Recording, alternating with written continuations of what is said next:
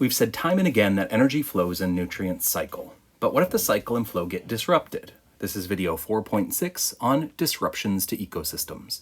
This video covers our last topics on Unit 4, Ecology. There are many ways that ecosystems can be disrupted, but I'm going to focus on these. We've already covered invasive species in class, so I'll move on to the others. Eutrophication happens when too many nutrients, especially nitrogen or phosphorus, enter a body of water and disrupt nutrient cycling, ending with everything in that body of water dying and creating a dead zone. To understand eutrophication, it's important to understand the biology of fertilizers. As we know, plants get many nutrients like nitrogen and phosphorus from the soil. The nutrients are used to build macromolecules, and then the macromolecules are used to build plant parts like stems and leaves and fruits and vegetables. In nature, the plant would die and all of those nutrients would return to the soil. But in agriculture, fruits and vegetables are removed from the farm and sold as food in other places. And if the nutrients aren't at the farm anymore, the nutrients can't cycle. To replace those nutrients, then, farmers use fertilizers. If you look at any fertilizer label, you'll see that the big ingredients are nitrogen and phosphorus, followed by all of the other trace minerals that plants normally get from the soil. Fertilizers can be classified as organic or synthetic. Organic fertilizers are fertilizers like manure or mulch or grass clippings, and synthetic fertilizers are more of like purified chemicals. Each provides nutrients that enter the nutrient cycles in different ways. Organic fertilizers provide material for decomposers to break down. Then, the nitrogen would cycle in as ammonium.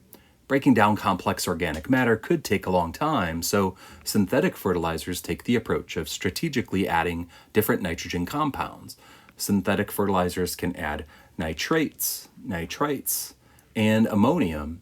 The nitrates are immediately available for plants, and by the time the plant chews up those nitrates, bacteria will have converted the other forms of nitrogen into nitrates for the plants.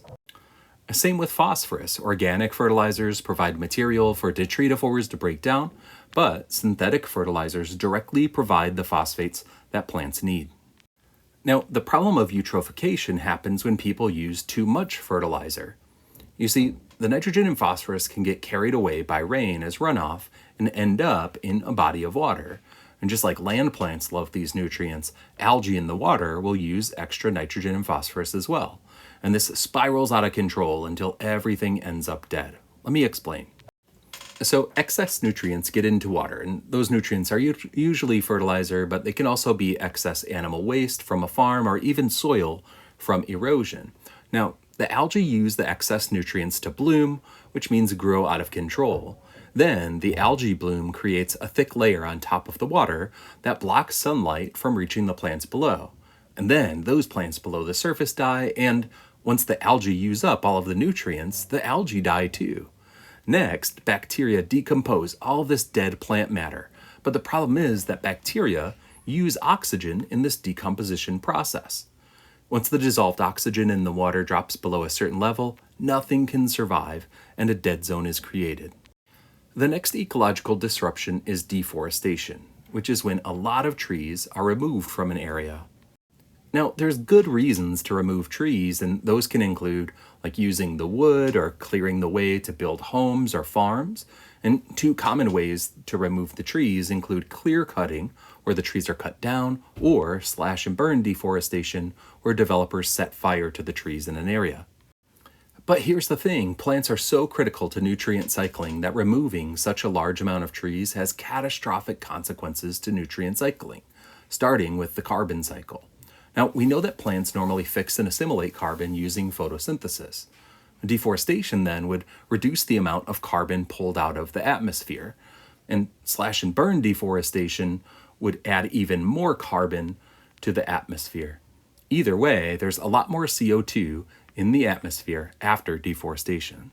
And why is this bad? Well, CO2 is one type of greenhouse gas in the atmosphere. Let me explain. When the sun's rays come down to Earth, some of the energy from the sun immediately bounces off of our atmosphere and returns to space, and the other energy comes through our atmosphere. The energy that comes through heats up Earth, but then heat radiates away from the Earth back to outer space. But greenhouse gases trap that heat close to Earth. Simply put, the excess CO2 is like throwing a blanket over the Earth that traps heat. Scientists agree that this is a big cause of global warming. Deforestation also disrupts the water cycle. Plants contribute to the water cycle through transpiration, and with less trees and less transpiration, there's a lot less water returning to the atmosphere. On top of that, without trees, there's more runoff as well, and you can see the effects on all of the water reservoirs in these graphics. Transpiration is cut in half, and surface runoff down here increases by more than 20-fold. These changes can result in desertification, or turning a deforested area into a desert like this. And this is because without trees, there's less precipitation, and the land itself is more dry. That brings us to how deforestation can disrupt the nitrogen and phosphorus cycles. Instead of hitting leaves or branches, raindrops will hit the ground directly in deforested areas, loosen up the soil, and cause more erosion. More than that, without the tree root systems to hold soil in place, it's even easier for soil to wash away in the rain. When the soil washes away, soil takes valuable nitrogen and phosphorus nutrients with it. The soil can also run off into waterways and actually change the course of rivers and streams. As you can see, deforestation can disrupt all nutrient cycles. Another ecological disruption is biomagnification, where toxins build up, especially at higher levels of the food web. Mercury is an example of a toxin that's not broken down quickly by organisms. So when there's mercury in the environment, the mercury bioaccumulates, or builds up in the tissues of organisms as the organism lives. But when a consumer eats another organism, that consumer takes on all of the toxin of that organism. So with each organism the consumer eats, the toxins build and build, increasing the toxicity in an effect called biomagnification. In the end, it's the highest levels of consumers that are the most affected. As shown here, the concentration of a toxin like the insecticide DDT can build 10 million times as it moves up the food chain. And when people realize that the chemical has a toxic effect, it's really hard to clear the toxin. Basically, the only solution is to stop using the toxin and wait for the toxin to clear from the ecosystem, which can take decades. Our last concept is ecological succession. Whenever there's a big disruption to an area, life rebounds in a predictable way that's known as ecological succession. Primary ecological succession is the recovery from a disturbance like a volcanic eruption or glacial retreat. In either case, there's no life in an area and no soil either, as shown in this timeline, where this is stage 1 and this is the end of the process of primary succession. Before there can be life, there must be soil. So, erosion of rocks and decomposition of basic species like lichens and mosses and small plants creates the first soil that you can see happening right here, and then life establishes itself in waves. First pioneer species, then intermediate species in the middle, and then climax species at the end. Notice that the process of primary ecological succession takes hundreds of years. Hopefully you notice that each section of this timeline represents a different community with many species of plants. What happens is that species in a previous community become extinct as the newer community gets established. A contributing factor to new species blocking out old species is simply the height of the plants. These taller plants would have an easier time getting sunlight and block the sun from plants that aren't as tall.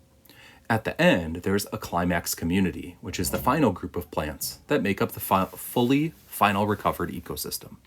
The other type of ecological succession is secondary ecological succession. And the main difference with secondary succession is that there's already soil in place down here. So the timeline of secondary succession is much faster than primary succession, decades versus millennia.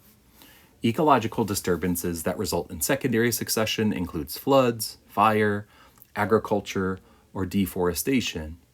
And despite the timeline and soil differences, primary and secondary succession share the progression of pioneer to intermediate to climax species that progressively replace each other. So let's recap. We covered a few types of ecological disruptions which can be caused by natural or human events.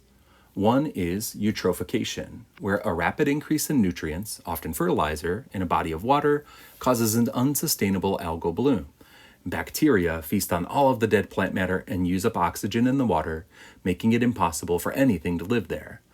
When humans cut down or burn all of the trees in an area, the resulting deforestation has catastrophic consequences for all of the nutrient cycles.